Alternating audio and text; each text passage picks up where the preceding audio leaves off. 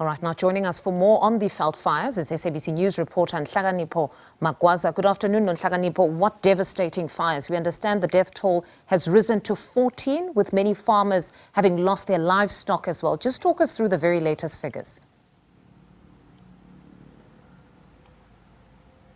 Good afternoon, Mfundo and the viewers at home. Yes, the death toll currently is standing at 14. I believe that they're counting the informal settlement death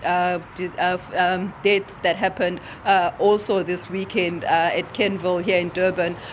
What happened is that the Department of Cooperative Governance is calling for, is asking or calling for some parts of the province to be declared as disaster areas so that they can get additional assistance and resources put into the province, because as you know that a lot of people lost their homes, they lost their livestock, and the places that we visited this weekend, especially as shown in the King Cetshwayo district, people were lamenting, saying that their livestock, what little livestock that they have, they don't know what grazing field they'll go to because everything has been wiped away by the veld fires.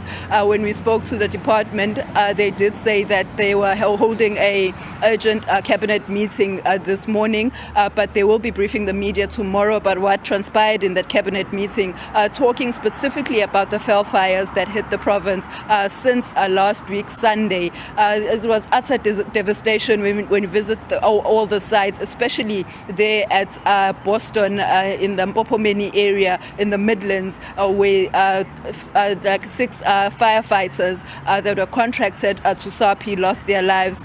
2 of them are in critical condition, still under ventilator, and the others were severely injured but not hospitalized. When we tried to speak to them yesterday, they didn't want to speak because they were still traumatized. We tried speaking to the farmers as well, and they said that they were too tired to speak to us, and they were still devastated and traumatized by the death of the people that they called in to help them in that area. We tried speaking to SABC earlier on, but they released a statement saying that they were only called to assist in that farm area, in Sterling farm area, because it was also close to their SABC plantation, and they did say that there were in total there were 15 firefighters assisting in that wildfire. We spoke to the mayor of Umgeni as well, Mr. Chris Papas, who said that the fire was started by poachers in the early hours of the morning, who are trying to get the animals out of the forest, and because of strong winds the fire exacerbated and caused so much damage to several places that include the private farm, which is Sterling Farm, the SABC plantation, and Ingonyama Trust land. Quite unfortunate, because we understand that this is commonplace, at least that act of having poachers burning most of the veld if they want to poach the animals. But what do we know about those who've been displaced? Has government been able to provide temporary shelter for those?